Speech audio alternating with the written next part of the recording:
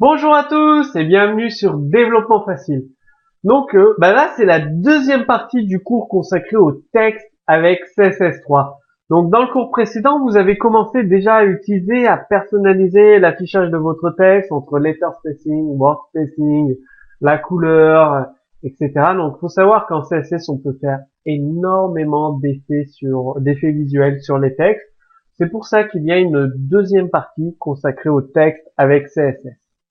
Donc vous pouvez même définir l'interligne d'un texte, c'est-à-dire les espaces entre les lignes d'un texte, donc avec line height. C'est très pratique quand vous écrivez des blocs de texte.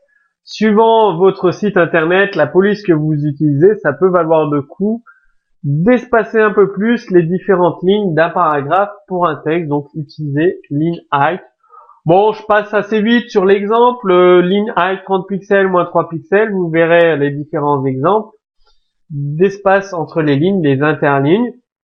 Maintenant, j'imagine qu'avec l'ensemble des cours qu'il y a déjà eu sur le CSS, l'HTML5, vous commencez à maîtriser ce langage. En tout cas, les nouvelles balises. Donc, je vais passer assez vite sur les exemples. Vous pouvez ajouter des espaces vides. Il faut savoir que par défaut, le langage HTML ignore complètement les espaces. C'est-à-dire, vous pouvez faire des sautes-lignes, des tonnes et des tonnes d'espace dans votre code HTML. Ils ne seront pas pris en compte, ils seront automatiquement supprimés. Par contre, il existe une balise CSS qui permet justement de conserver ces espaces vides et elle s'appelle White Space Spray. Alors, comment on l'utilise? Tout simplement, rien de plus facile. Vous définissez une classe CSS ou un identifiant CSS, enfin vous choisissez votre sélecteur CSS finalement, Whitespace Spray, et donc là ça va conserver les espaces vides, le lorem ipsum, et j'ai rajouté simplement du faux texte avec plein d'espaces, faux texte, plein d'espaces, et vous verrez que ces espaces seront conservés à l'affichage, et dès que vous allez enlever whitespace de point près, ces espaces seront supprimés lors de l'affichage de votre document HTML, tout simplement.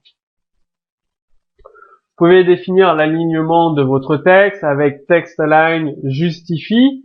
Donc, pour justifier le texte, left, vous ralignez le texte à gauche, center pour l'aligner à droite, right pour l'aligner à droite, excusez-moi, et center pour effectuer un texte centré. Et auto, ça va choisir l'alignement par défaut de votre texte, donc en fonction des autres balises CSS que vous avez définies. Parce que vous pouvez utiliser une div avec un CSS prédéfini, et dans cette div, une autre div encore avec un CSS prédéfini, etc. Donc, un exemple de code source avec le texte aligné à droite, donc text align right, et vous verrez que le lorem ipsum est simplement du faux texte. Au lieu d'être aligné à gauche comme on a l'habitude, il sera aligné à droite, tout simplement. Donc, ça va vous permettre de faire une mise en page de vos textes grâce à Text Align, centré, justifié, à droite, à gauche, ou automatique. Vous pouvez également définir l'alignement vertical de votre texte avec Vertical Align.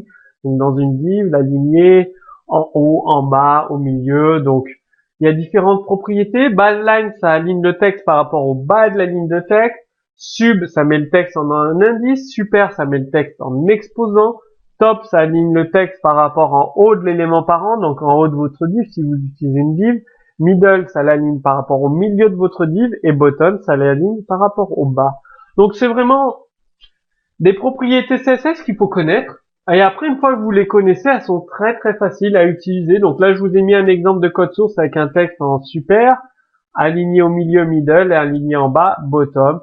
Et vous verrez les trois champs texte, lorem ipsum, alignés différemment dans votre page web, tout simplement.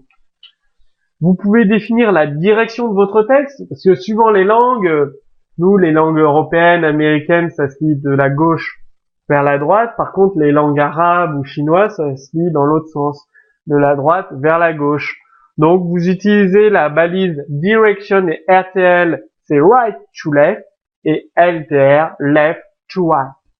Tout simplement. Bon, par défaut, ça sera affiché en LTR, mais si vous vous adressez à un autre public, chinois ou autre, vous pourrez changer la direction d'affichage de votre texte grâce à la propriété de direction. Donc là, je vous ai mis un exemple avec right un affichage à droite, et left, un affichage à gauche, tout simplement, donc left to right, right to left.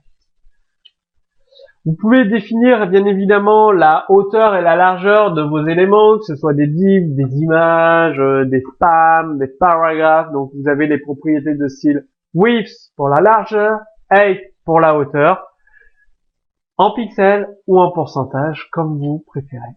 Donc là, j'ai défini des blocs div texte 1, texte 2 avec une largeur de 150 pixels pour la div 1 et de 200 pixels pour la div 2. Donc vous verrez, quand vous allez réutiliser ce code source HTML, les deux divs auront une taille différente pour afficher le texte lorem ipsum.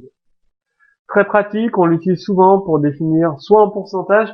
Souvent en pourcentage, l'avantage du pourcentage, c'est que si l'utilisateur consulte votre site sur une tablette, sur un smartphone, sur un écran d'ordinateur ou sur une télé, eh bien les proportions d'affichage seront toujours respectées car vous avez choisi des pourcentages. Que les pixels, si la résolution est en 1901 par 1080, en 450, en 640, 680 par 450, enfin en suivant le périphérique, vous n'avez pas le même nombre de pixels. Donc pensez à ça, définir les largeurs, les hauteurs en pourcentage. Bon, maintenant vous avez vraiment de quoi faire avec vos textes. Je vous ai montré énormément de propriétés, de possibilités avec CSS. Donc retrouvez comme d'habitude en téléchargement un code source sous ce court vidéo. Si vous avez des questions, posez-les également sous la vidéo. Et moi je vous dis à très bientôt sur Développement Facile.